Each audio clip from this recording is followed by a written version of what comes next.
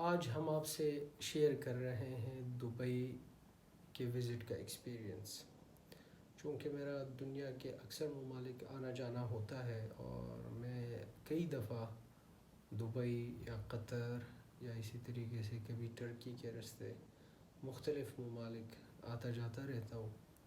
European countries بھی آتا جاتا ہوں، کبھی کینیڈا، کبھی یو ایس اے، کبھی افریقہ۔ تو وزٹس میرے اکثر چلتے رہتے ہیں، تو میں نے سوچا کہ آج کے بعد میں جن جن ممالک جاتا ہوں تو ان ممالک کے بارے میں آپ کے ساتھ ان ممالک کے حوالے سے جو بھی معلومات ہے وہ آپ سے شیئر کروں گا۔ تو سب سے پہلی چیز تو دبئی کے بارے میں، بلکہ متحدہ عرب امارات کے بارے میں جو ہے وہ یہ ہے کہ وہاں کے سٹیزن کو کیا کیا فوائد حاصل ہوتے ہیں، ایک نارمل انسان کی زندگی میں جو فائدے حکومت کی طرف سے ملتے ہیں۔ تو سب سے پہلے تو وہاں کا قانون یہ ہے کہ اگر کوئی بچہ پیدا بھی ہوتا ہے تو اس کی ڈیلیوری کے چارجز، اور پھر اس کے بعد اگلے 9 مہینے تک اس کا چیک اپ اور ہر چیز جو ہے وہ حکومت کے ذمہ ہوتی ہے، ہر طرح کے ٹیسٹ وغیرہ سب کچھ۔ پھر اس کے بعد جو کوئی بھی سٹیزن جو بھی ایجوکیشن حاصل کرنا چاہے تو ہر طرح کی ایجوکیشن جو ہے وہ فری ہوتی ہے، اور یہاں تک کہ کچھ لوگ فورن جا کر بھی اگر پڑھنا چاہیں تو ان کی بھی ایجوکیشن متحدہ عرب امارات کی حکومت کی طرف سے فری ہوتی ہے۔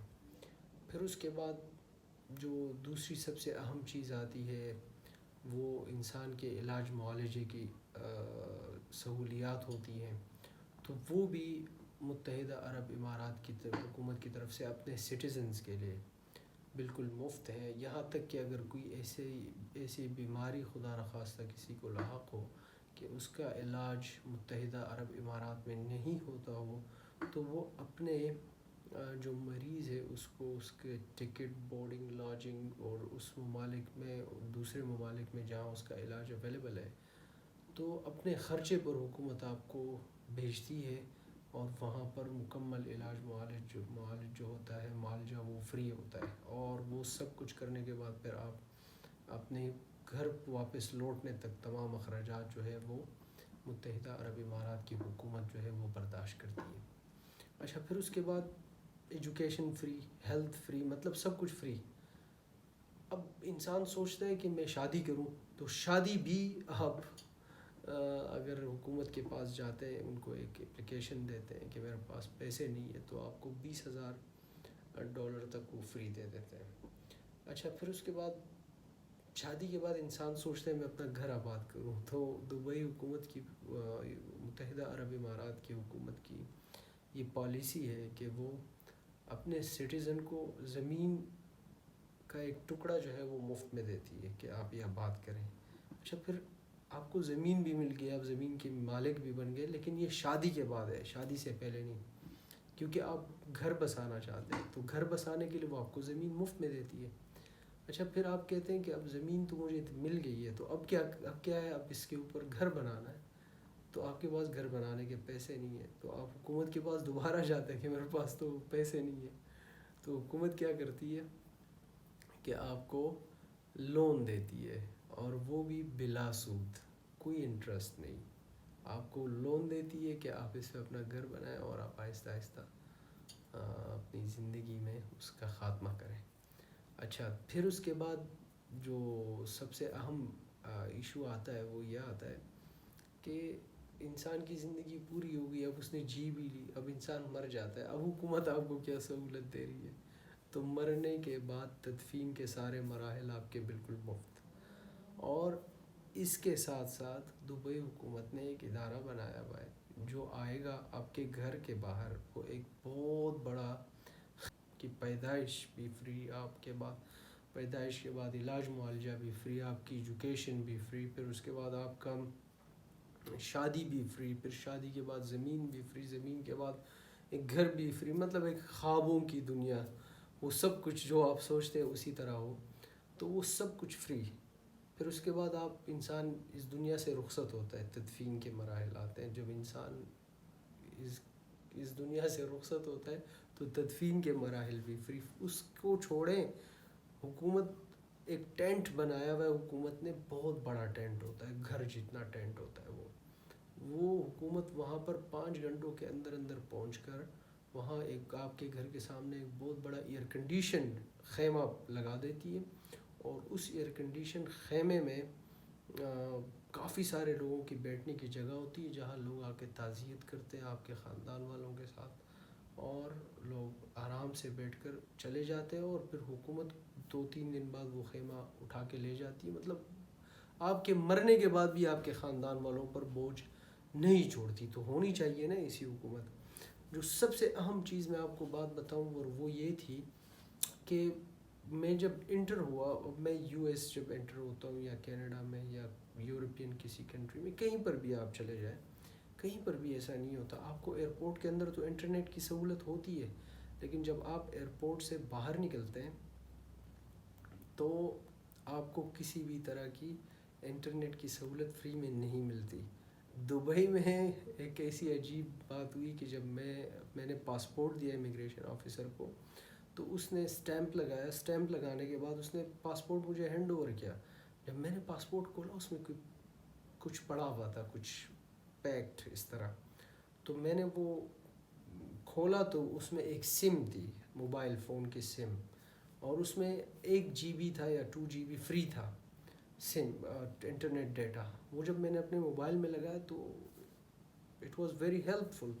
کہ شروع میں جب آپ ایئرپورٹ سے نکلتے تو آپ پریشان ہوتے، آپ ادھر ادھر دوڑتے بھاگتے کہ مجھے کہیں سے انٹرنیٹ ملے تاکہ میں اپنے لوگوں سے بھی رابطہ کروں، اور اگر آپ کو کہیں پہنچنا ہے تو آپ کو پہنچنے میں بھی آسانی. اور اس طرح کی بہت ساری چیزیں ہوتی ہیں جو آپ کو شروع میں 1-2 GB چاہیے ہوتی ہیں. تو دبئی واحد ایسی جگہ مجھے عجیب نظر آئی. شاید کہیں اور بھی ایسی جگہ ممالک میں ہوتا ہوں، لیکن جہاں جہاں میں گیا ہوں، میں یورپ گیا ہوں، اٹلی گیا ہوں، جرمنی گیا ہوں، فرانس گیا ہوں، مختلف جگہوں پہ گیا ہوں، اور یو ایس کئی دفعہ گیا ہوں، کینیڈا گیا ہوں، ہر جگہ گیا ہوں، لیکن کہیں پر بھی ایسا نہیں ہوا کہ مجھے نکلتے ہوئے پاسپورٹ کے ساتھ جو انہوں نے امیگریشن آفیسر نے ایک سم بھی دی ہو کہ یہ آپ سم رکھیں تاکہ آپ کو باہر نکل کر پریشانی نہ ہو. تو یہ سب سے بڑی بات تھی کہ مطلب وہاں کے وزٹس کرنے والوں کے جو سب سے اہم نقطہ تھا کہ وہاں کے ترقی کا راز ایک طرح سے ہم کہہ سکتے ہیں. ہاں کچھ چیزیں تھی جو ہم نے فیل کی کہ جس میں کیوں بہتری نہیں ہے، تو یہ وہاں کے ماہرین ہی زیادہ بتا سکتے یا وہاں کے ریزیڈنٹس. وہ یہ تھا کہ میں نے نوٹ کیا کہ آف ٹائم جب ہوتے ہیں، شام کا ٹائم یا صبح کے ٹائم جب آفیسز لوگ آ رہے ہوتے ہیں تو اتنا رش ہوتا ہے کہ کچھ روڈز پہ آپ کو کئی گھنٹوں جو ہے وہ سلو موو کرنا پڑتا ہے. شارجہ کی طرف جاتے ہوئے لوگ کہتے ہیں نہیں یہ پیک آورز ہے، آپ اس ٹائم میں نہیں جائیں ورنہ آپ کو مشکل ہو جائے گی. تو پتہ نہیں اس طرف کیوں توجہ نہیں دی وہاں کی حکومت نے.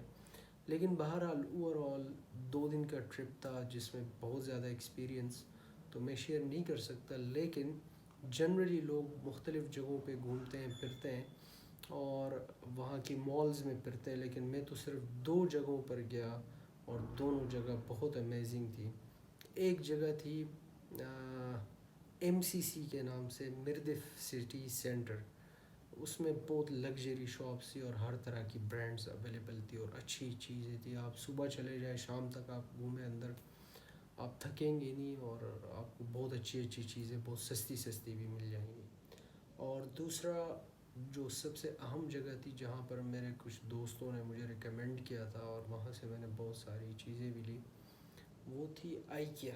آئیکیا ایک کانسیپٹ ہے اور وہاں پر آپ اے سے سٹارٹ لیتے ہیں، آپ کو وہ خود گائیڈ کرتا ہوا جگہ جگہ نشان بنے ہوتے ہیں کہ اب آپ یوں مڑ جائیں، یوں مڑ جائیں، یوں مڑ جائیں.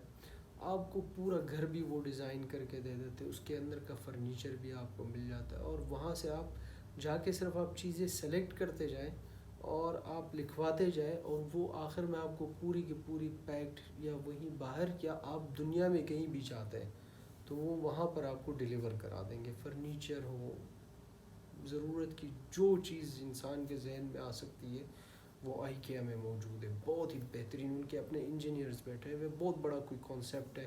آپ کبھی ہوگا تو آپ کبھی جا کے دیکھیے گا یوٹیوب پہ آئیکیا کے بارے میں، تو آپ کو بہت مزہ آئے گا. تو آپ آئیکیا بھی ضرور جائیں اور MCC بھی ضرور جائیں، مردف سٹی سینٹر. آپ کو دونوں جگہ بہت مزہ آئے گا شاپنگ کرتے ہوئے. اور اس کے علاوہ ہماری نیکسٹ ویڈیو جو ہے وہ ساؤتھ افریقہ کے ایکسپیرینس کے بارے میں ابھی ریسنٹلی وہیں سے ہو کر آیا ہوں، تو اس کے بارے میں ہوگی. اور وہاں پر کرائم ریٹ کیا ہے اور کیوں ہے، اور جوہانسبرگ کے کیا حالات ہے، ڈربن کے کیا ہے، اور تیسری سٹی جو ہم گئے جو سب سے زبردست بھی ہے اور بہترین بھی، وہ ہے کیپ ٹاؤن. ہم بیچ میں کروگر انٹرنیشنل پارک بھی گئے، کروگر نیشنل پارک، جہاں جانور کھلے عام گھومتے ہیں. ہم نے شیر بھی دیکھا ہمارے قریب، اور اس نے کچھ شکار کیا ہوا تھا روڈ کے قریب. تو ہاتھی اور یہ دوسرے جانور تو بالکل نارمل ایزی گھومتے ہیں. اور ملتے ہیں نیکسٹ ویڈیو کے ساتھ. Thank you. اللہ حافظ.